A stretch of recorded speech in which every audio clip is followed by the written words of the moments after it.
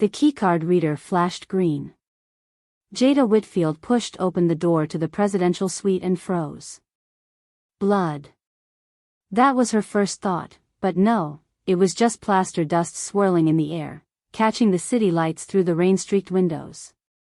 The wall next to the safe had been smashed open. Papers covered the floor like snow after a blizzard. And standing in the center of it all was a man. He slammed his laptop shut the second he spotted her. Kwon Tae-ho. The Korean billionaire from last week's business section. Except now his white shirt was soaked with sweat and rain, his eyes wild with something that looked like desperation. "Get out," he said. His voice was quiet but razor-sharp. Jada didn't run. She stepped inside and let the door click shut behind her. "You broke the drywall," she said, nodding at the destruction. "That's coming out of your deposit." For a split second, surprise flashed across his face. "I said get out." He moved toward her, not threateningly, but with purpose. "Can't. My manager tracks my keycard. If I skip a room, they dock my pay."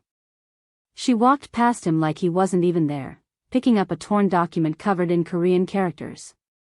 "What happened? Someone rob you?" The man snatched the paper from her hands. "Who are you?" "Just the night maid." "But I know who you are." "Kwon Tae-ho. Here to buy the port." His entire body tensed. "How? Your photo's been everywhere. And it looks like someone changed your safe code." Tae-ho's jaw clenched. It wasn't the code. The safe was empty.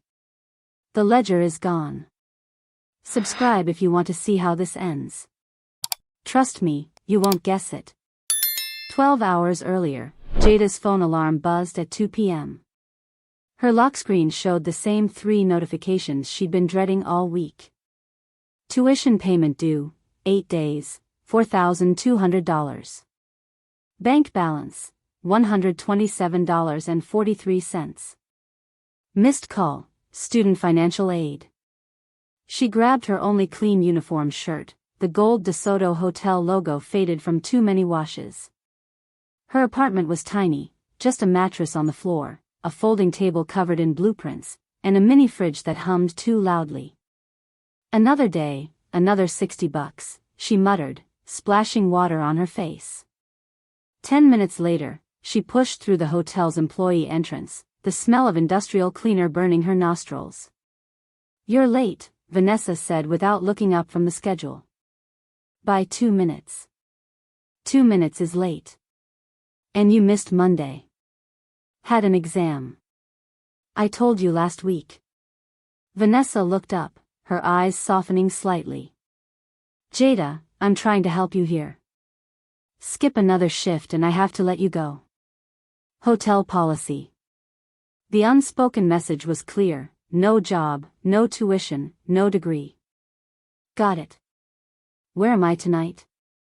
"Penthouse floor. VIP checking into the presidential at 8. Extra attention." The next 10 hours blurred into a mindless routine. Changing sheets. Scrubbing toilets. Vacuuming endless carpets. During her break, she spread architectural blueprints across a break room table, gulping down a double espresso. "Still working on that project?" The night manager walked by, eyebrows raised. Historical retrofit analysis. Jada traced the service corridors with her pencil. The DeSoto's original 1890s structure versus the 1960s renovation. "You're the only maid I know studying how these rooms are built while you clean them. That's the point." She didn't explain further. Didn't tell him that every hotel, every building in this city was a future opportunity. A way out. At 2 a.m., Jada pushed her cart down the silent hallway of the penthouse floor. She'd saved the presidential suite for last. The keycard reader beeped red twice before finally flashing green. She pushed open the door to chaos. Now Tae-ho was watching her carefully, as if reassessing everything about her. Someone took my ledger, he said finally. And they're still in the building? Has to be, Jada replied, examining the broken wall. Elevators shut down at midnight for maintenance. Stairwells have motion sensors. If someone walked out with your ledger, security would have footage. Taeho's eyes narrowed. How do you know the hotel's security setup? I study structural engineering. The DeSoto was my midterm project last semester. He was looking at her differently now. Not as an intrusion. As an asset. If I find your ledger, what's it worth to you? The words left her mouth before she could stop them. Before Taeho could answer, his phone buzzed. He checked it, and his face went completely blank. What? Jada asked. He turned the screen toward her. It showed a leather-bound book, presumably the missing ledger, next to today's newspaper. Below it was a countdown timer, 3 hours 59 minutes and 21 seconds. 3 hours 59 minutes and 20 seconds, 3 hours 59 minutes and 19 seconds. 4 hours, Taeho said quietly. Then everything I built burns to the ground. Footsteps echoed in the hallway outside. Getting closer. Someone's coming, Jada whispered. Taeho moved to the door, pressing his eye against the peephole. His whole body went rigid. Who is it? Jada asked. He turned to her, his face now deadly serious. My brother. Taeho stepped away from the peephole. My brother's outside. With hotel security. Why would your brother? Jada started. No time. Taeho grabbed his laptop, shoving it into a leather bag. Is there another way out? Jada's mind raced through the blueprints she'd studied. Service corridor. Behind the kitchen. A fist pounded on the door. Mr. Kwon? Security. Please open up. Jada moved quickly to the suite's kitchen, sliding open a panel that looked like part of the wall. Staff shortcuts. Cuts 10 minutes off cleaning rounds. Taeho stared at her for a beat, then followed. The hidden door closed silently behind them just as the main door beeped open. The service corridor was narrow, dimly lit with green emergency lights. Their footsteps echoed against concrete walls. Jada led the way, counting doors under her breath. You know this place well, Taeho said, his voice low. Like I said, it was my project. Jada stopped at a junction. Why is your brother helping security search your room? Taeho's jaw tightened. Because he's the one who took the ledger. Your own brother robbed you? Family business is complicated. He checked his watch. Where does this lead? Loading dock. Night deliveries come through there. No cameras. They moved silently through the narrow passage. At one point, voices approached from a connecting corridor. Jada pulled Taeho into a supply closet, barely large enough for one person. They stood pressed together, not breathing.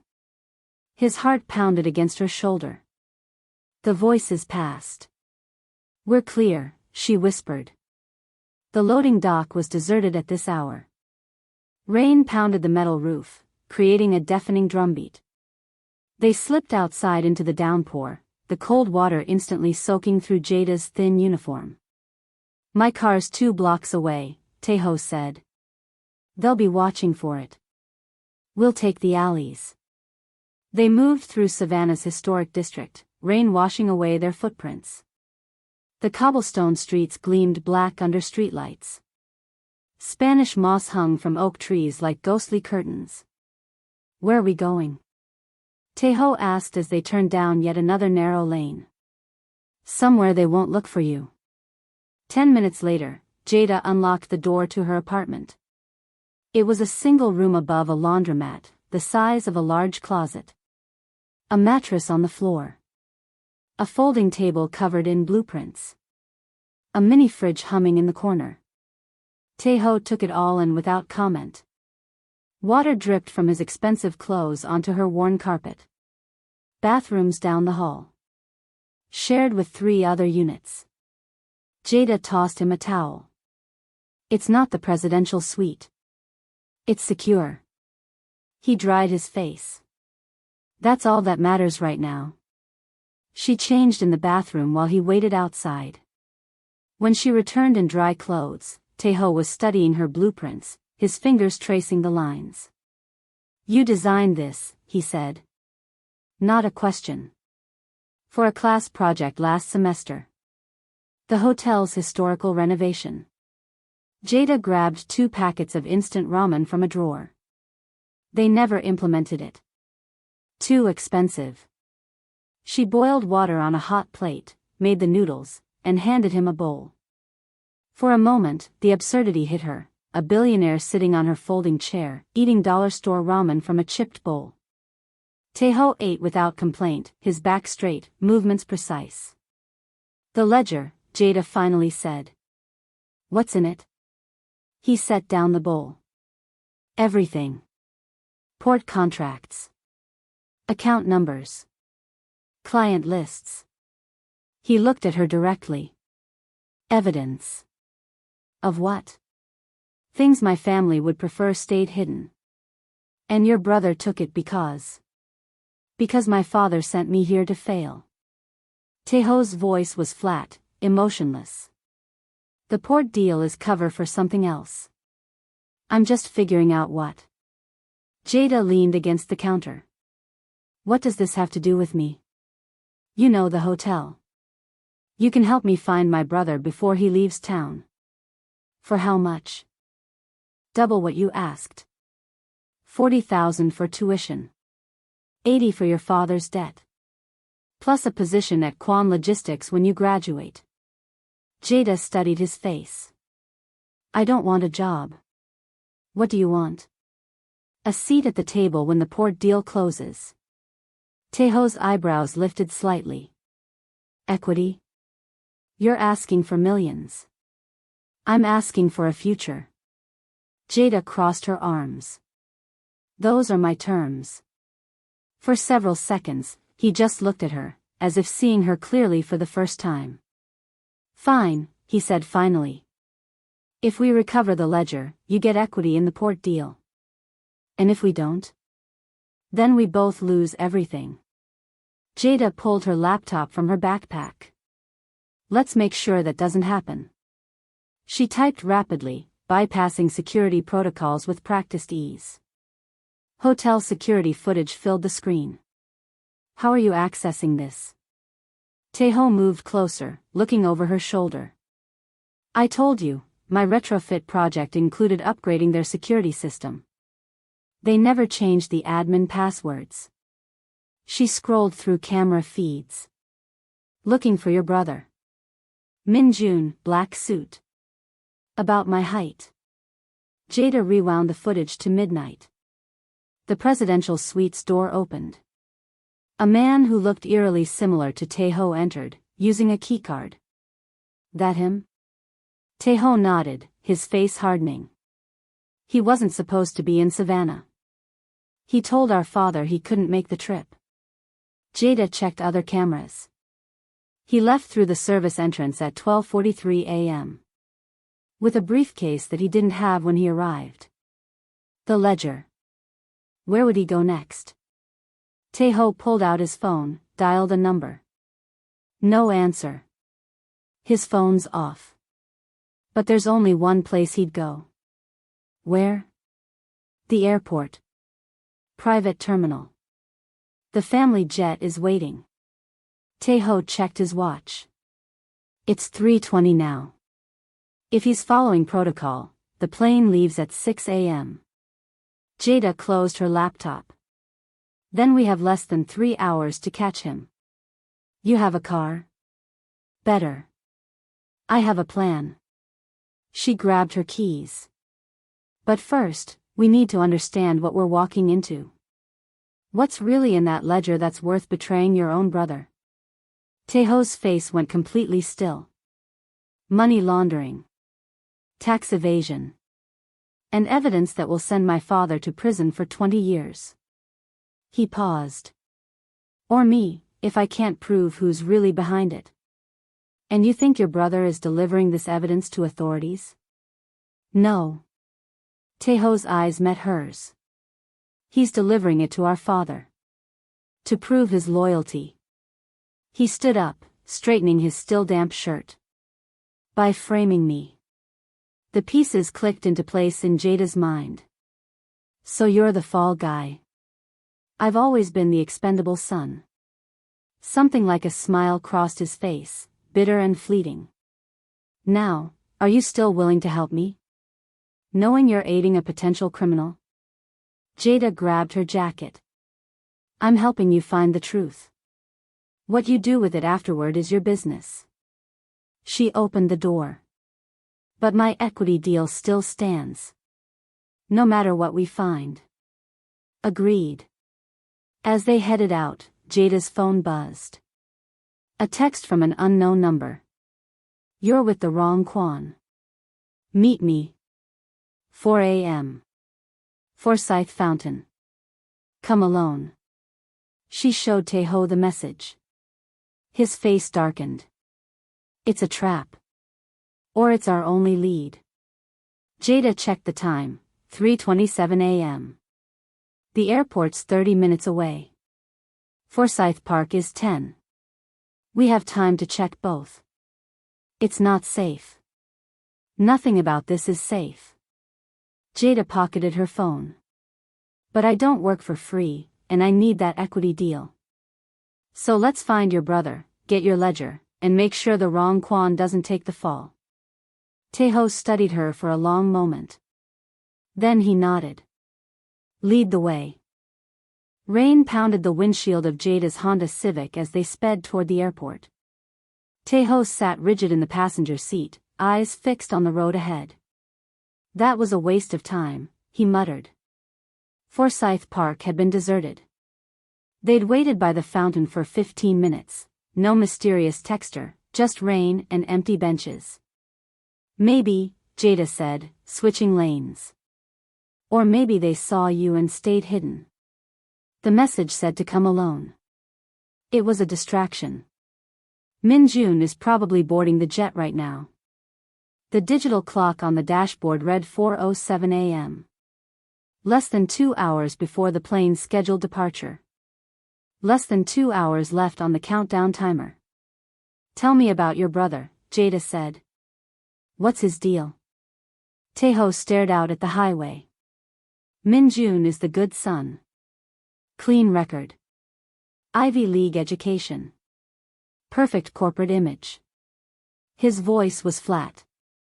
I'm the one they send to do the dirty work. Like the port deal? Like anything that might explode in their faces.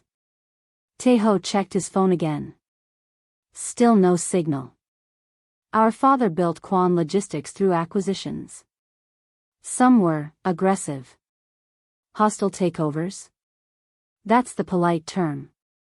He paused. The port deal would have been my first solo project. Legitimate. Clean. But it was a setup. Apparently. Jada took the airport exit. Why frame you? Why not just fire you? Because I know too much. Taeho's jaw tightened. And the family name has to stay clean. Better to have one criminal son than a criminal father. They approached the private aviation terminal, a sleek glass building separate from the main airport. A chain-link fence surrounded the tarmac where 3 private jets waited, their lights glowing in the pre-dawn darkness. Jada pulled into the nearly empty parking lot. Your brother's plane. Which one is it? Taeho pointed to the largest jet, a white Gulfstream with a blue stripe. That's it. Security? Minimal. Private terminals don't use TSA. Just their own staff. Jada killed the engine. What's the plan? I go in. You wait here. That's not a plan. That's a suicide mission. She grabbed his arm as he reached for the door handle. If your brother has the ledger, and he's trying to frame you. Walking in there alone is exactly what he wants. Taeho hesitated. This isn't your fight. It became my fight when I agreed to help you. Jada pulled her jacket hood up. We go together.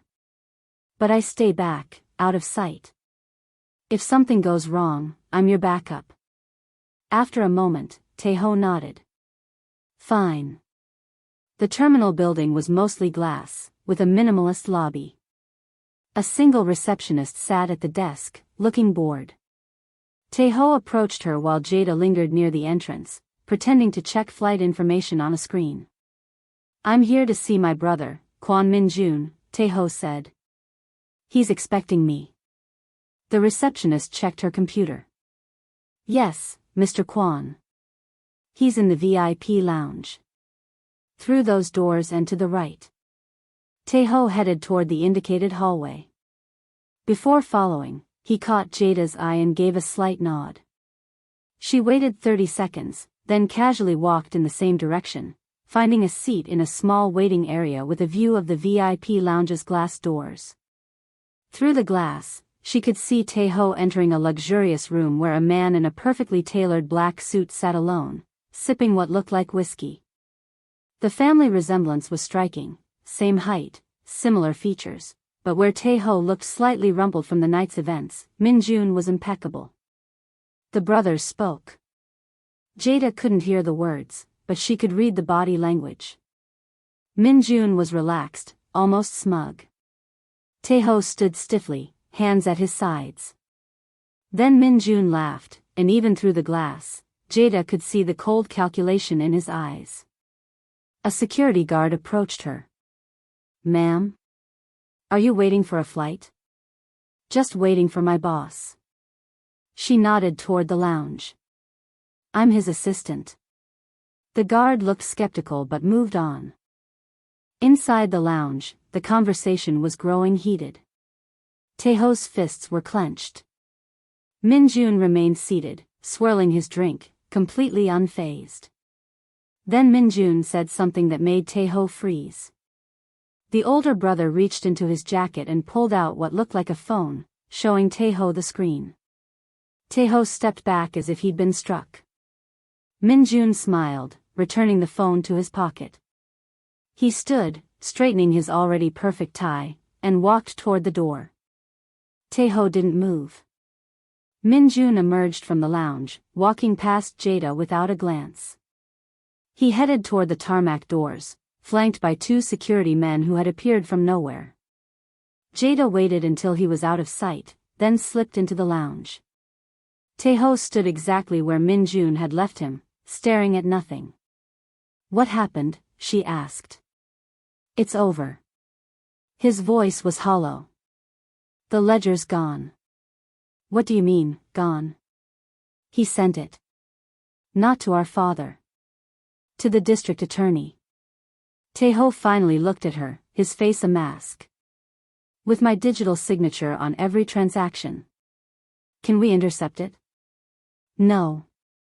It was sent hours ago, scheduled for delivery at 6 a.m. Taeho checked his watch. In 90 minutes, I'll be the most wanted man in Georgia. We need to leave. Now.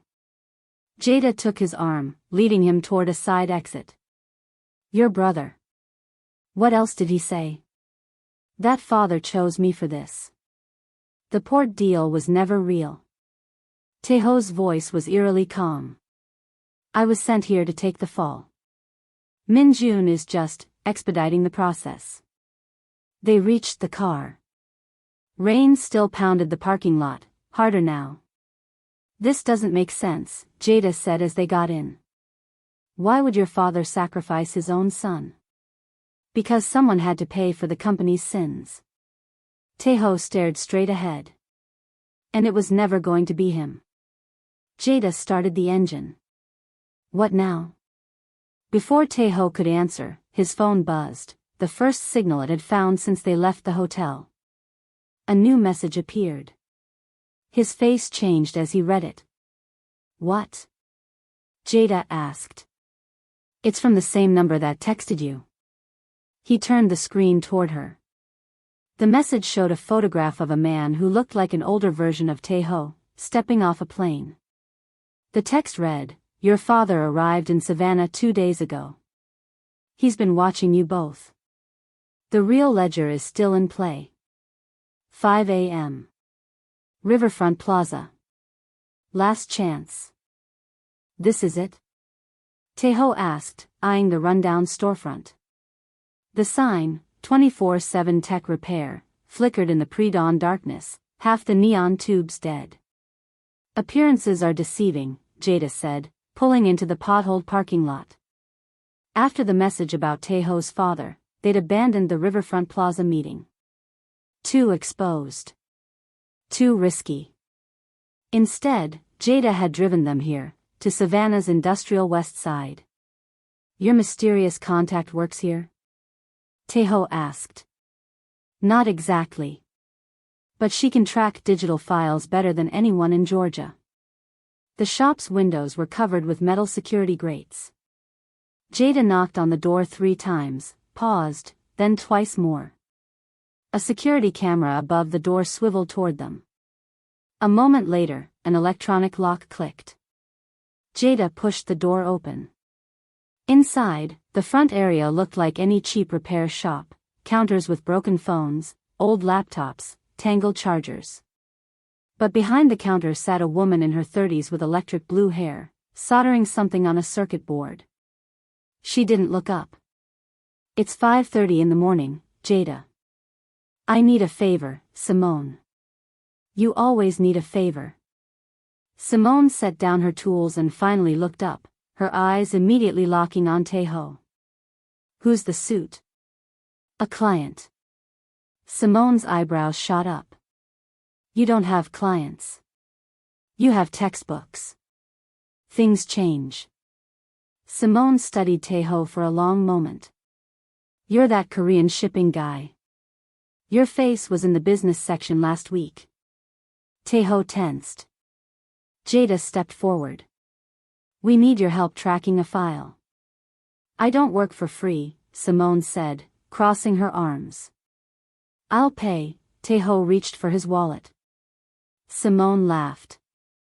"I don't take checks from people the feds are about to indict." Tae-ho froze. "How do you?" "I monitor chatter. Certain agencies have been very interested in Quan Logistics for months." She looked at Jada. "You sure about this?" "He's not indicted yet," Jada said. "That's why we're here." Simone sighed and stood up. "Fine. Back room. But if this blows back on me, you're both dead to me." She led them through a door into a space that looked nothing like the shabby front. 3 massive monitors displayed scrolling code. Server racks hummed along one wall. A cooling system whirred quietly. "What exactly are we looking for?" Simone dropped into a chair, fingers hovering over a keyboard. "A digital ledger," Tae-ho said. "Financial records. It was sent from the DeSoto Hotel to an unknown recipient within the last 6 hours. That's specific. And impossible without a warrant." "Not the hotel's network," Jada clarified. "A personal device. Probably using the hotel's guest Wi-Fi." Simone's fingers flew across the keyboard. "MAC address?" Tae-ho pulled out his phone. "My brother's phone ends in 4F26D3. Simone glanced at him. "That's weirdly specific knowledge to have about your brother's phone." "I'm thorough." More typing. Windows flashed across the screens. "Got it. Device connected to the DeSoto's network at 11:52 p.m. Uploaded a large encrypted file at 12:17 a.m. Simone squinted at the screen. "But not to any government server. This went to a private cloud." "Can you access it?" Jada asked. "Not without triggering alarms. Whoever set this up knows what they're doing." Simone pointed to code on the screen. "Triple encryption. Geolocked. Can you at least tell where it went?" Tae-ho leaned forward. More typing. The receiving server is interesting. Registered to a shell company in Busan. Taeho's face hardened. Busan? That means something to you? Jada asked. Song Enterprises is headquartered there. His voice was tight. Our biggest rival. Simone kept typing. There's more. The file wasn't just uploaded. It was duplicated. One copy went to the Busan server. The other. She frowned. That's weird. What? Jada moved closer. It's scheduled for delivery to an email account at the U.S. Attorney's Office. But not until 9 a.m. Taeho looked confused. My brother said 6 a.m. Well, either he lied or he doesn't know the actual delivery time. Simone pulled up another window. The sending account belongs to... She stopped. Oh, that's not good. What? Taeho demanded. The email's being sent from your account, Mr. Kwon. Your official company email. The implications hit them all at once. Not only was Taeho being framed, but someone had access to his company credentials. Can you stop it? Jada asked. Simone cracked her knuckles. Maybe. If I spoof an administrative override from Kwon Logistics' main server. She trailed off, already typing frantically. While Simone worked, Taeho paced the small room. The songs are involved. This is worse than I thought. Who are they exactly? Jada asked. Shipping rivals. My father took control of 3 ports they were bidding on last year. They swore revenge. Taeho ran a hand through his hair. If they have the ledger, they have leverage over my entire family. Jada's mind raced. So your brother wasn't just framing you. He was making a deal with your enemies. Or my father was. Taeho's voice was bitter. Maybe this whole thing is his negotiation tactic. I got it. Simone announced. The email delivery is cancelled. That buys us time with the feds, but... She grimaced. I can't retrieve the copy sent to Busan. It's already downloaded. We need to find that ledger, Taeho said. The physical copy. It's the only proof of what's really happening. Jada's phone buzzed. A text from the unknown number. Time's running out. Your father is meeting the songs at the port tonight. Midnight. Bring the girl. She showed Taeho the message. Why do they keep mentioning you? He asked, frowning. Before Jada could answer, Simone spoke up. Guys? I found something else. She pulled up a document on the center screen. While I was in the system, I ran a search on both your names. This came up in an archived folder. It was a scanned contract from 2003, nearly identical to the one they'd found earlier. But this one had additional pages, appendices showing financial transfers between Marcus Whitfield's company and Kwon Industries. That's my father's firm, Jada said, staring at the document. He designed port expansions along the eastern seaboard. Look at the final page, Simone said quietly.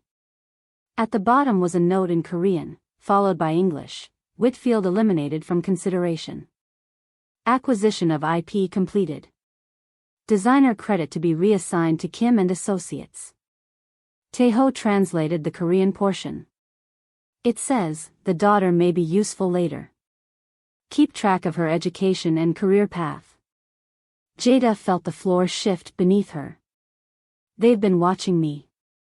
All this time. Not they, Taeho said, his face pale. My father. Simone looked between them. What exactly did you two stumble into? Before either could answer, a ping came from Simone's security system. She checked a small monitor. Someone's outside. Black SUV. 2 men. Taeho moved to the window, carefully peering through the blinds. Security team. Korean. Not mine. Back door, Simone said, already shutting down her systems. Now. Jada grabbed the thumb drive Simone had pulled the documents onto. How did they find us? Your phone, Simone said, pointing at Taeho. It's probably compromised. Taeho pulled out his phone and stared at it. Then he dropped it on the floor and crushed it under his heel. That seems excessive, Simone muttered. It's not. Taeho turned to Jada. Your father didn't just lose a contract. His designs were stolen. By my family. And now your father wants me at the port tonight, Jada said, the pieces finally clicking together. Why? Taeho's expression darkened.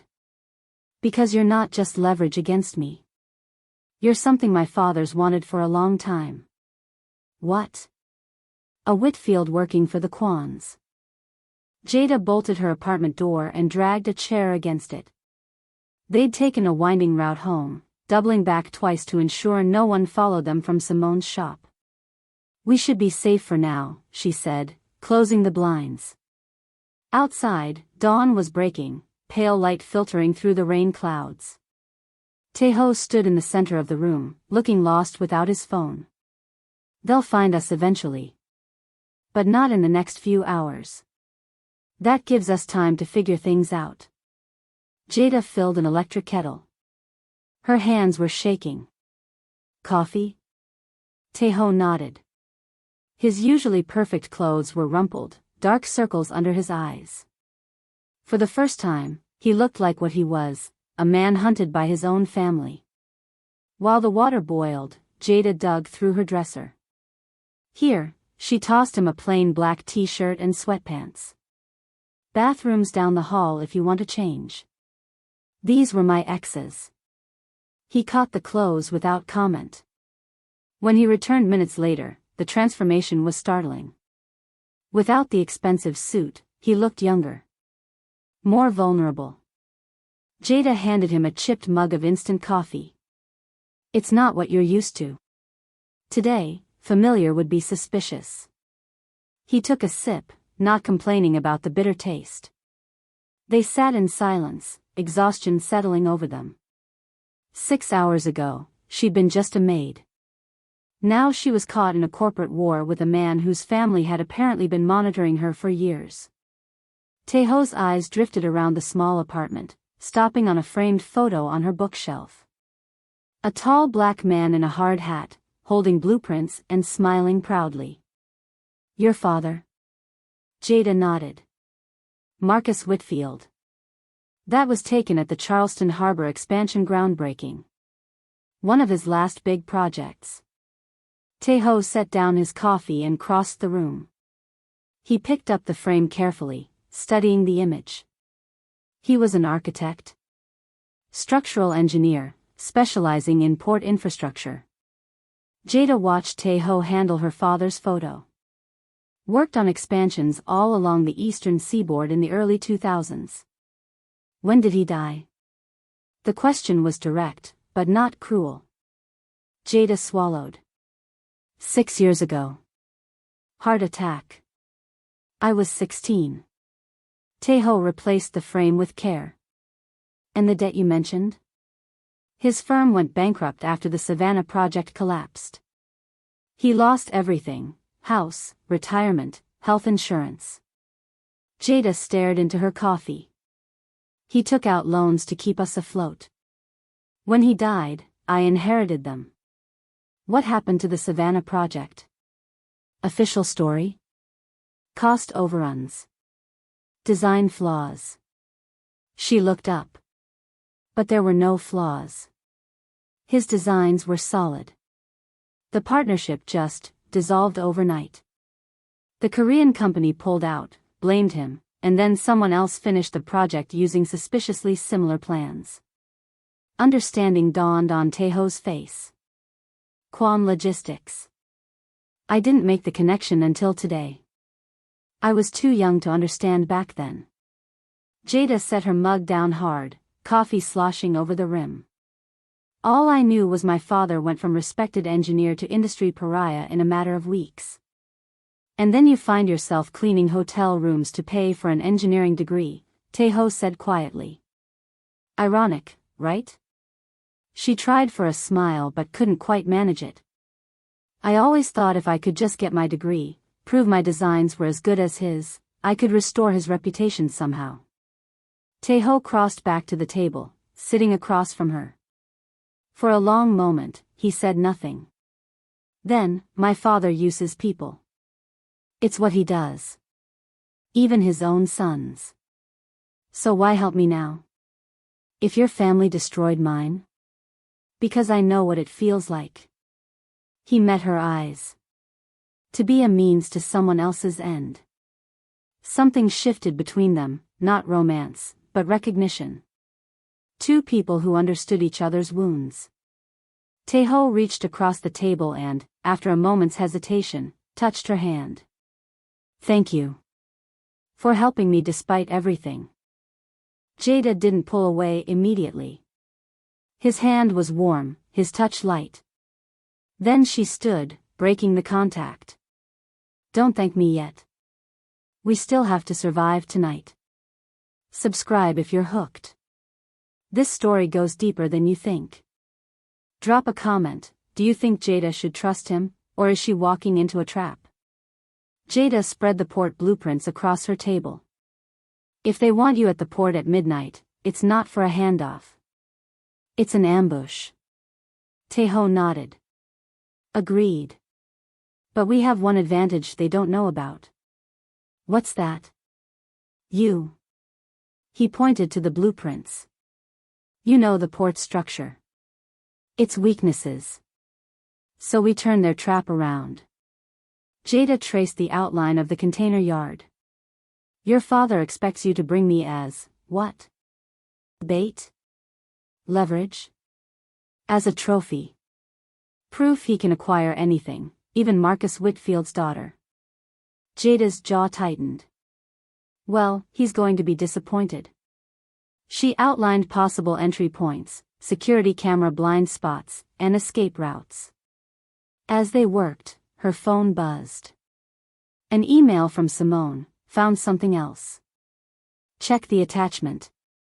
Jada opened it. Another scanned document, a contract from 2003 between Marcus Whitfield and Quan Industries. This looks like the one we saw earlier, she said. Check the signature page, Tae-ho suggested. She scrolled down.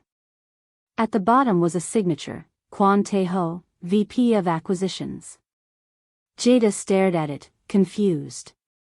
You signed my father's contract? Tae-ho looked equally baffled. He took her phone, zooming in on the signature. His face went pale. That's not my signature. I was 17 in 2003. He looked up at her, realization dawning. That's my father's handwriting. He used my name. Jada felt sick. So if anything went wrong, the paper trail would lead to me, not him. Tae-ho set the phone down carefully, as if it might explode. He's been setting me up for almost 20 years.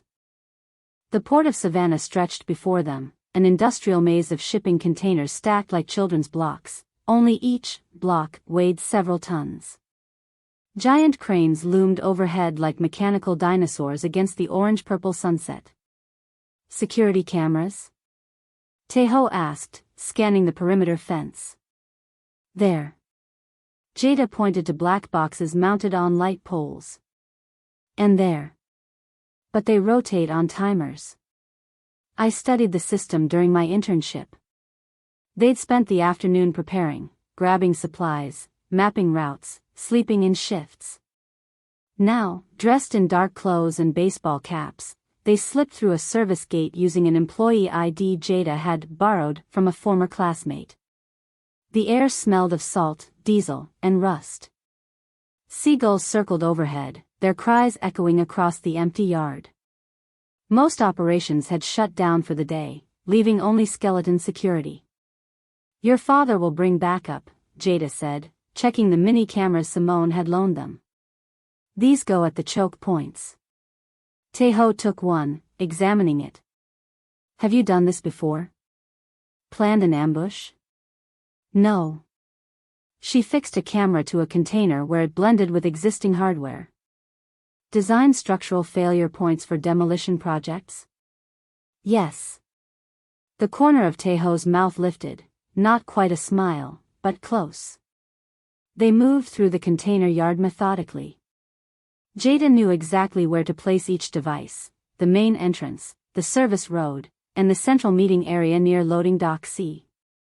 This spot gives us the best escape routes, she explained, pointing to a narrow passage between container stacks.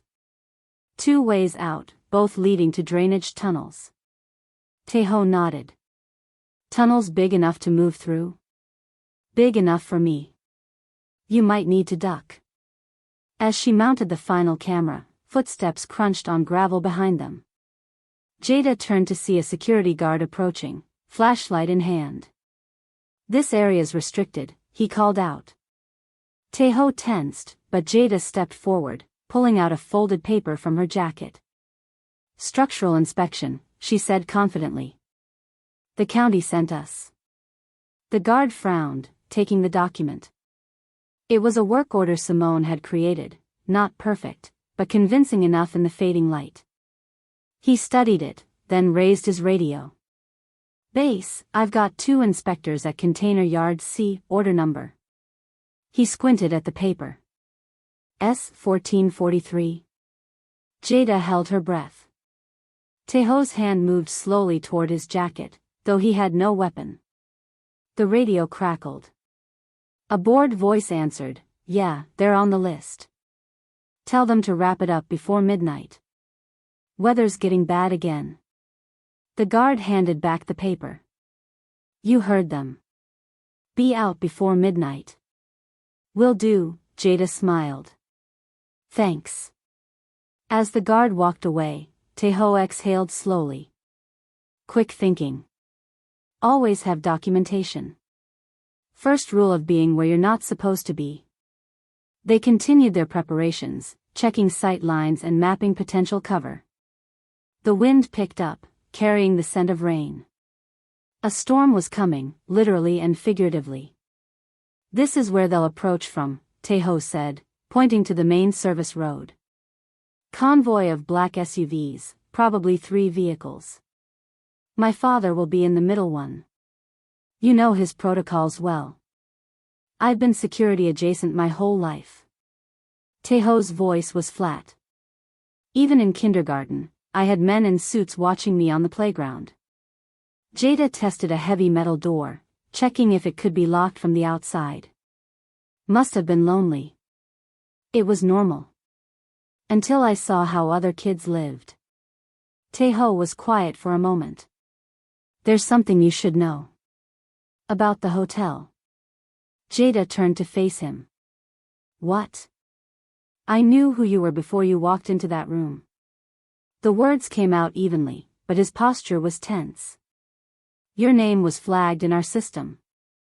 Marcus Whitfield's daughter, enrolled at SCAD, working at the DeSoto. I requested that suite specifically. The revelation hit Jada like a physical blow. You targeted me?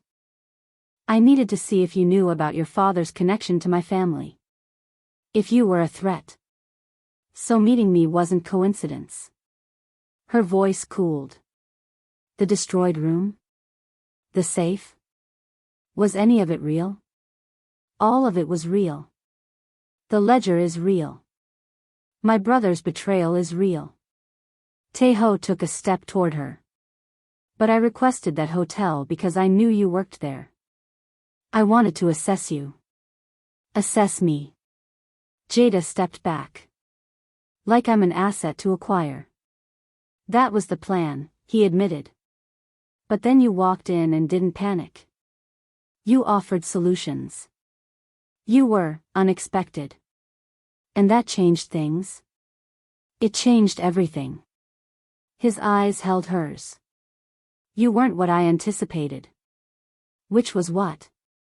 Some naive girl you could manipulate? Someone looking for revenge. Taeho didn't flinch from her anger. Someone who would expose my family the moment they recognized my name. Jada turned away, walking toward the edge of the dock. The water below was dark, choppy with the coming storm. Everything she thought she knew about the last 24 hours shifted. She hadn't stumbled into this situation, she'd been chosen for it. "I'm still just a pawn in your family's game," she said finally. Taeho followed but kept his distance. "You've never been a pawn, Jada.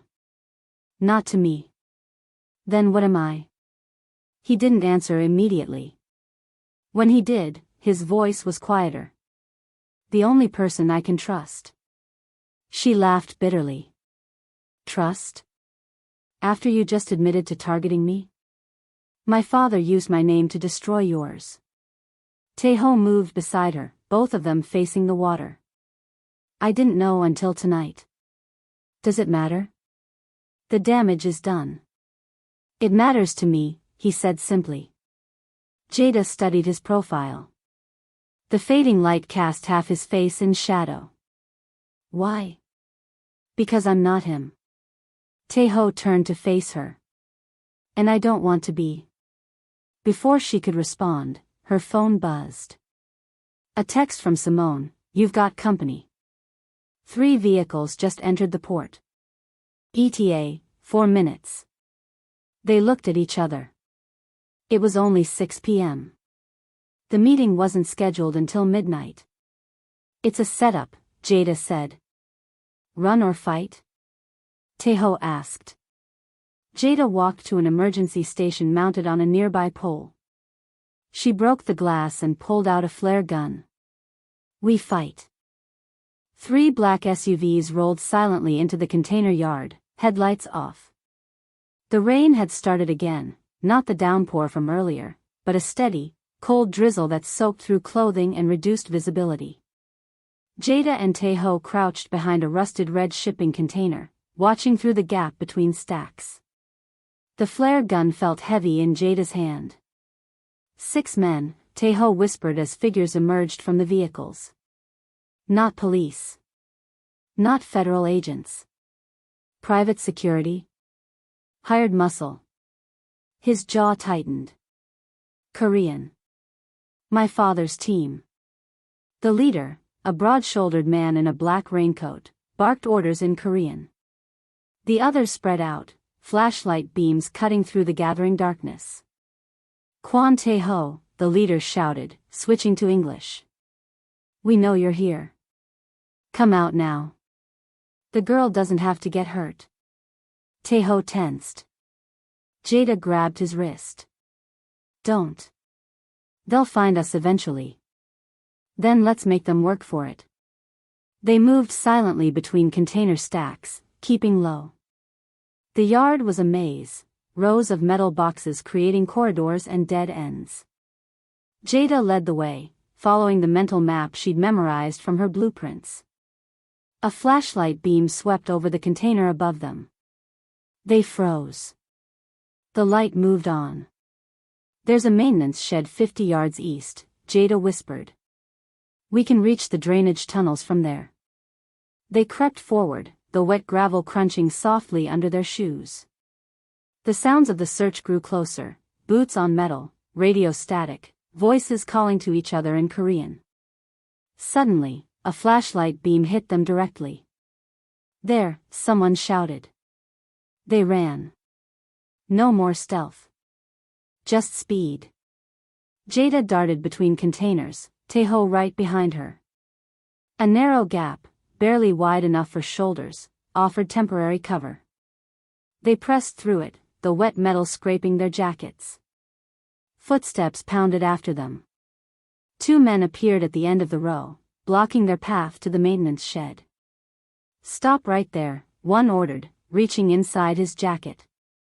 Taeho grabbed a loose metal pipe from the ground. The man pulled out what looked like a taser, not a gun. They wanted them alive. "Move left on 3, Jada whispered. 1, 2. On 3, Taeho lunged left, swinging the pipe. It connected with the first man's shoulder, not a cinematic knockout blow, but enough to make him stumble. The second man aimed his taser. Jada raised the flare gun, not at the men, but at a yellow fuel drum near the containers. She fired. The flare struck with a shower of sparks. The drum didn't explode, this wasn't an action movie, but the bright red flare blinded the men momentarily and triggered the port's fire alarm system. Sirens wailed. Overhead sprinklers activated, drenching everything. In the confusion, Jada and Taeho ran, splashing through puddles that reflected the emergency lights. This way! Jada shouted over the alarms, pulling Taeho toward a massive loading crane. A maintenance ladder ran up its side. They climbed, Jada's hands slipping on the wet metal. Halfway up, her foot slipped. She gasped, caught herself, but scraped her palm raw on a bolt. The pain was immediate, sharp. Taeho steadied her from below. "You okay?" She nodded, kept climbing. 20 feet up, they reached a maintenance platform, out of immediate reach, with a view of the entire yard. Below, their pursuers regrouped, searching systematically. The fire alarm had stopped, but the sprinklers were still running, creating a misty curtain across the yard. Jada leaned against the crane's metal frame, catching her breath. Her hand stung where it was scraped. Taeho had a cut on his cheek she hadn't noticed before, probably from their escape through the narrow gap. "They'll check here soon," he said, wiping rain from his face. "I know. But we needed a minute." She examined her bloody palm. "You're bleeding too." Taeho touched his cheek, seeming surprised to find blood there. "It's nothing. Nothing always becomes something if you ignore it long enough." He almost smiled, a brief softening of his expression. "You're insane, you know that?" "You're welcome," Jada replied, checking her phone inside its waterproof case. The screen lit up with a message from Simone, "Cracked server security. Ledger wasn't sent by Min Jun, IP address matches DeSoto Hotel." She showed Taeho. He read it, his face hardening. "It's my father. He's here." "In Savannah?" "Why would he?" "To clean up the mess personally." Taeho's voice was tight. He never trusted Min Jun to finish the job. A new vehicle pulled into the yard, a sleek black sedan, different from the SUVs. It parked in the center of the loading area. The security team immediately converged on it, forming a protective circle. The rear door opened. A man stepped out, elegant despite the rain. Even from this distance, the resemblance was unmistakable, older, silver-haired, but with the same bearing as Taeho. "That's him," Taeho whispered. The man surveyed the container yard like a king inspecting his domain. He pulled out a phone and made a call. A second later, Taeho's replacement phone, a cheap burner they'd picked up that afternoon, buzzed in Jada's pocket. She pulled it out. The screen showed, "Calling, father." Jada stared at the phone. "Calling, father." "Answer it," Taeho said. "Speaker." She did. The connection crackled with rain and wind. "Taeho." The voice was smooth, controlled. Older version of Taeho's, but with sharper edges. "Come down. This has gone too far." Taeho didn't respond, just watched his father's figure below, pacing in the rain. "I know the girl is with you," the voice continued. "Jada Whitfield. Marcus's daughter." Such a tragic coincidence. Jada's blood turned cold at hearing her name from his lips. "What do you want?" Taeho finally asked. "What I've always wanted. Family unity. Cooperation." His father's tone was reasonable, almost warm. "The ledger is merely leverage. It can be adjusted before the authorities see it. You were going to frame me. I was testing you." Kwon Ji-hoon turned slowly in the yard below, as if sensing their location. And you performed admirably. Finding the Whitfield girl, securing her help. I couldn't have planned it better myself. Taeho's jaw clenched. What is this really about? A soft chuckle came through the speaker. The port deal was never about expansion. It was about control. The Song family has been moving against us for years. I needed to draw them out, expose their operation. By using me as bait. By giving you an opportunity to prove yourself. Ji-hoon's voice hardened slightly. The Songs have been tracking your movements since you arrived in Savannah. They think you're vulnerable. Isolated. They plan to approach you tonight with an offer. And the ledger? Insurance. Evidence of their attempts to infiltrate our business. Once we have their proposal on record, we can eliminate them as competition. Permanently. Jada leaned closer to the phone. You destroyed my father for this? For some corporate war? A pause. Ah, Ms. Whitfield speaks. Your father destroyed himself. Poor financial decisions. Stress. I simply expedited market forces. You stole his designs, she hissed. Use Taeho's name to cover your tracks. Business, Ji-hoon said dismissively. Nothing personal. Your father was talented but naive. Rather like my son. He paused, then his voice softened. You, however, are clearly more pragmatic. Come work for me, Ms. Whitfield. I'll pay triple whatever Taeho offered. Your student loans, your future projects, all funded. You have your father's gift for structural design, but with a survivor's instinct he lacked. Jada's hand tightened around the phone. This man had ruined her father, watched her struggle for years, and now offered money as if it could erase everything. Don't answer him, Taeho said quietly. Taeho, Ji-hoon called, his voice sharpening. The FBI will be here within 10 minutes. I've arranged everything. Either you come down and we resolve this as a family, or you face federal charges. Your choice. Taeho took the phone. I'm not coming down. Then you'll be arrested. 10 minutes, son. The line went dead. Below, Ji-hoon returned to his sedan. The security team spread out, continuing their search more urgently now. He's lying about the FBI, Jada said. It's another trap. No. That part's real. Taeho's face was grim. He'll sacrifice me rather than lose face. Jada looked around frantically.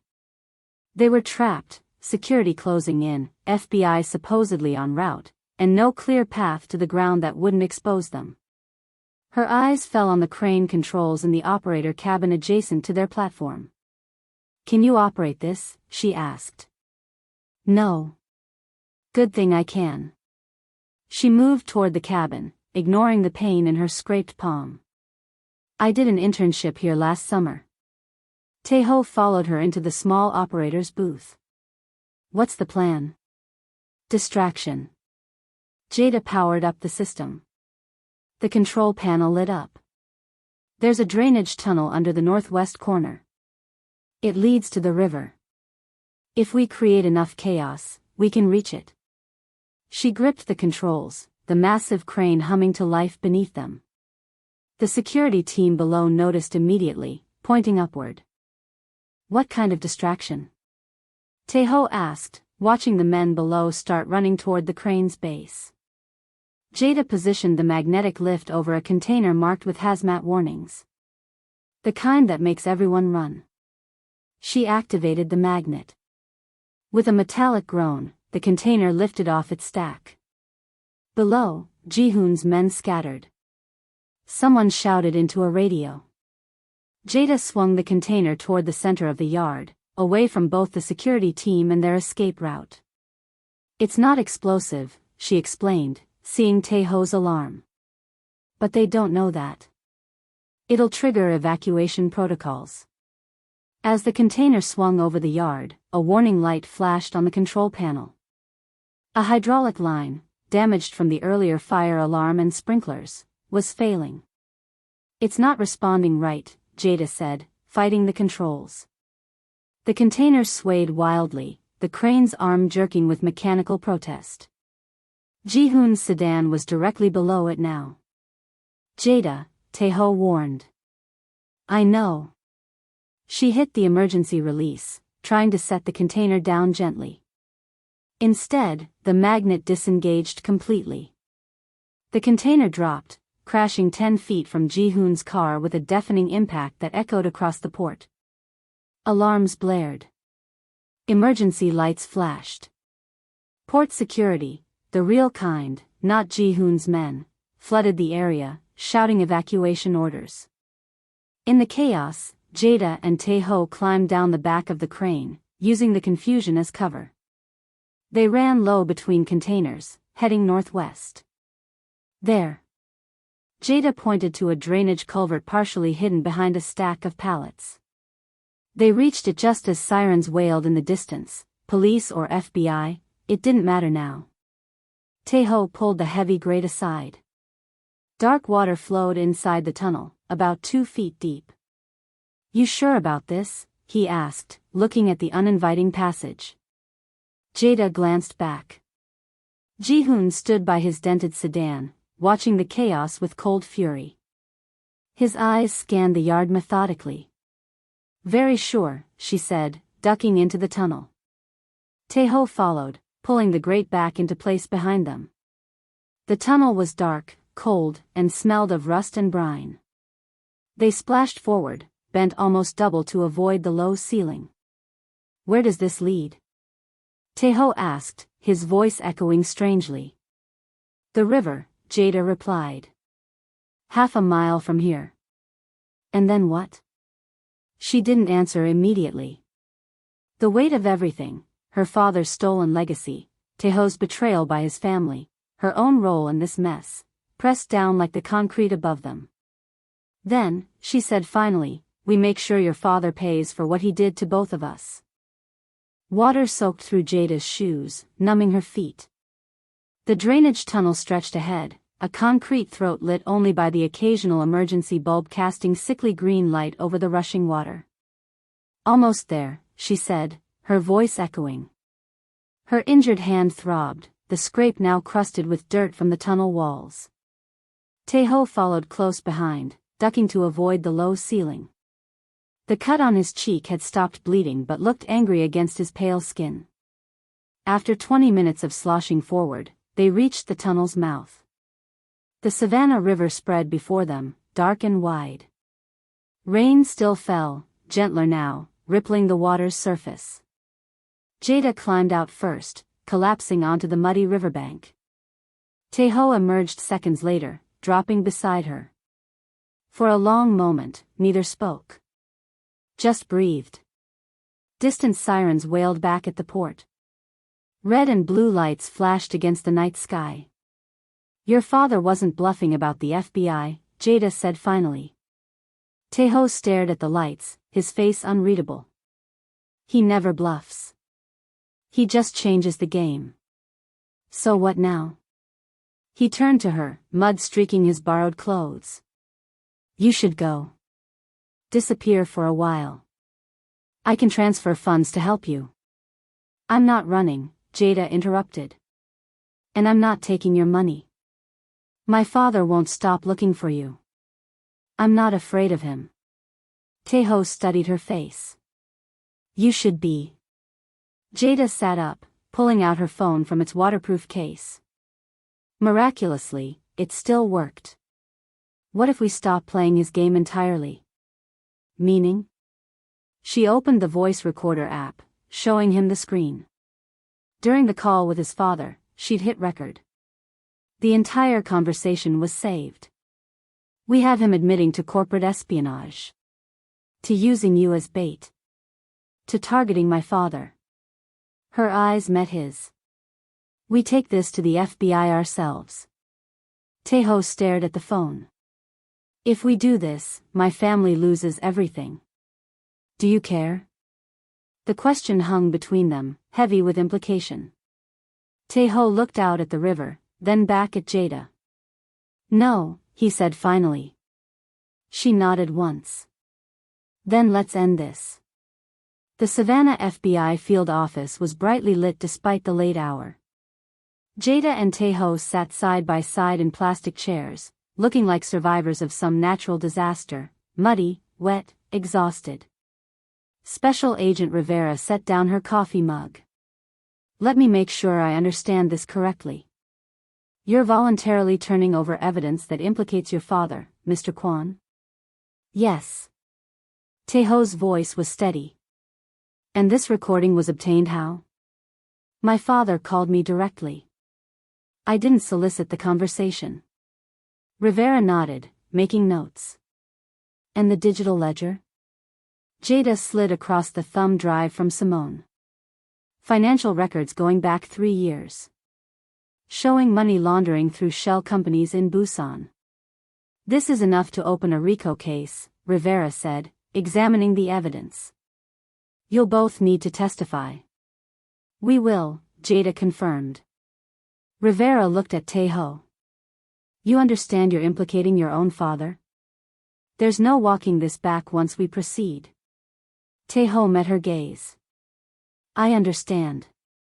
After signing their statements, they were escorted to separate rooms for formal interviews.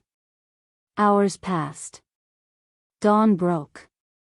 By noon, they were released, not free exactly, but not arrested either. Don't leave town, Rivera warned them at the door. This is just beginning. 6 weeks later. Jada crossed the SCAD campus, yellow fall leaves crunching under new sneakers.